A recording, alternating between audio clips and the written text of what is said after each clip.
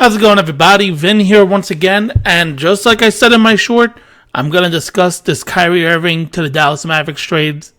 I'm going to discuss what Kyrie is essentially going to be able to do now post this season, and basically winners and losers of this trade. So, in case you haven't heard the full trade, Brooklyn has agreed to trade Kyrie Irving to the Dallas Mavericks. So, Brooklyn would receive Spencer Dinwiddie, Dorian Finney-Smith, a 2027 second-round pick, a 2029 first-round unprotected pick, and a 2029 second-round pick from the Dallas Mavericks for Dallas to get Kyrie Irving and Markieff Morris. So that's the full trade. Essentially, it is 2 players, 2 second-round picks, 1 unprotected first. So what the Nets just did was trade away Kyrie, someone who gave them headaches throughout the last 3+ seasons that he's been there.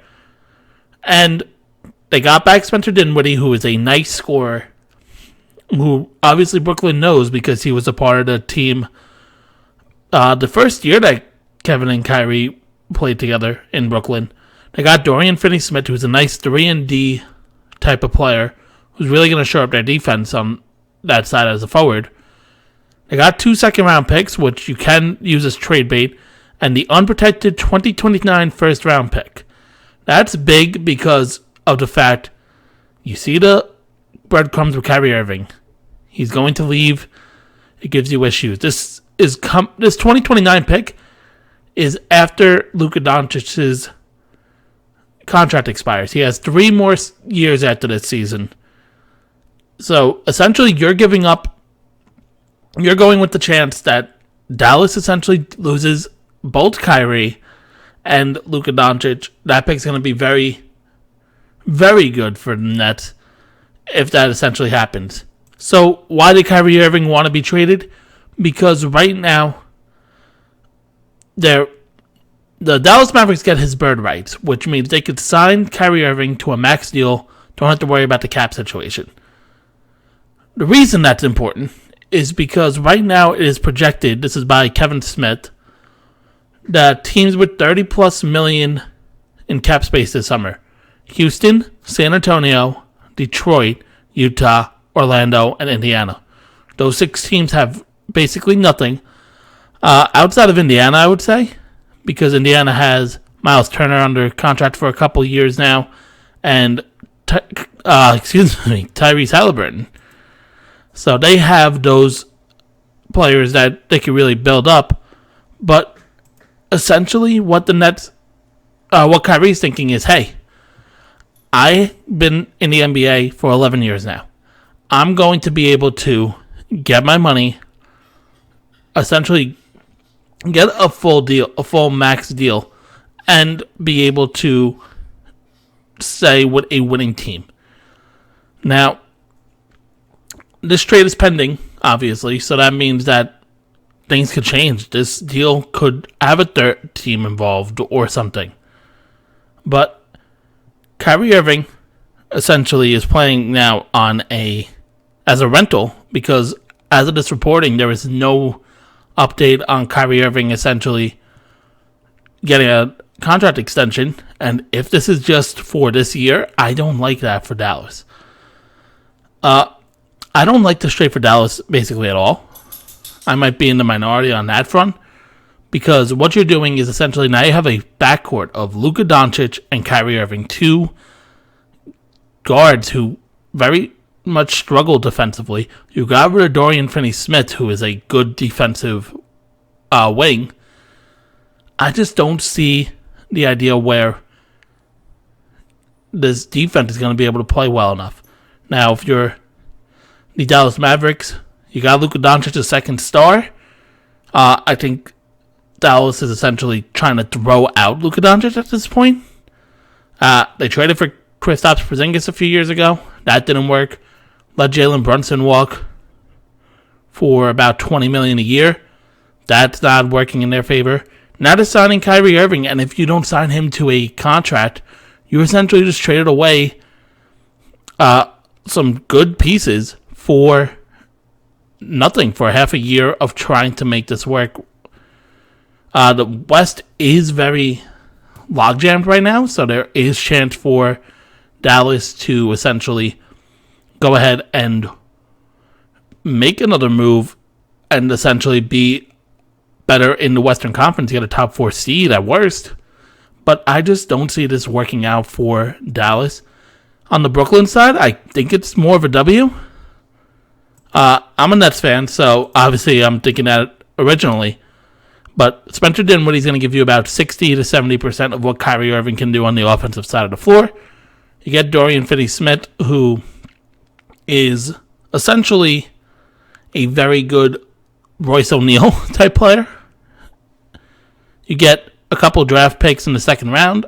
You know, this regime has been good at finding those type of diamond in the rough. So if they want to go that way or use it as trade bait, and you get a first round pick. So they could use those picks as trade bait. With the deadline not being till Thursday, they have a couple days to really try to maneuver this. But this is going to be interesting. Are they going to keep Kevin Durant? I think if you keep Kevin Durant, this is essentially a roster where they can be competitive in an Eastern Conference, where I don't see the fact that with one of the best players on the planet in Kevin Durant, that this team is not competitive in a playoff matchup. I don't think they're a favorite. I think, obviously, you have Boston, Milwaukee, possibly Philadelphia ahead of them. I still don't believe in Philadelphia too much to put them in that case, but there is the argument, obviously, there. I just think get Kevin Durant back. You have a Spencer Dinwiddie, a Ben Simmons who can play some defense, Dorian Finney-Smith, Nick Claxton. I think that's a very good defensive team, and that's what you need. I think they have enough scoring right now, but they can flip some pieces, get another player. I know I saw on Twitter that the Nets are looking at OG Anunoby, which would be a very interesting move.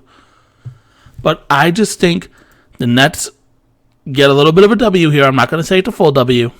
I'm not going to take it as a full L. I think it's like half of an L for Dallas.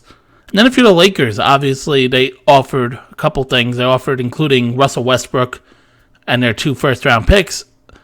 I just don't think that they have enough, and especially with the Nets not wanting to put Kyrie Irving in the Lakers organization, essentially telling Kyrie, hey, we're not giving you what you want.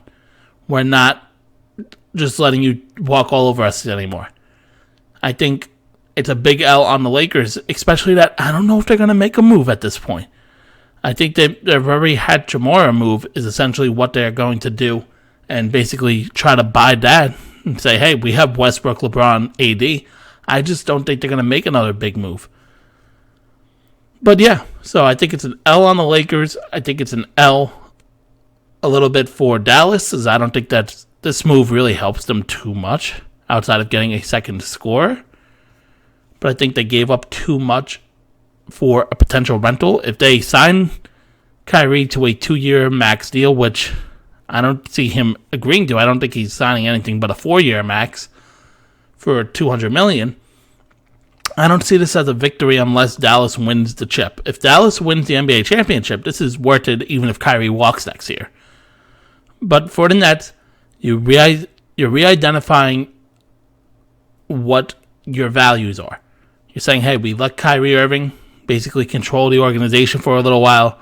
That wasn't good. We're getting back to our roots. You got to have talks with Kevin Durant. If he's staying, I think this still is a championship-level contender. I think this trade essentially says, hey, KD, you're staying with us at least through this year. We're not letting you get traded away.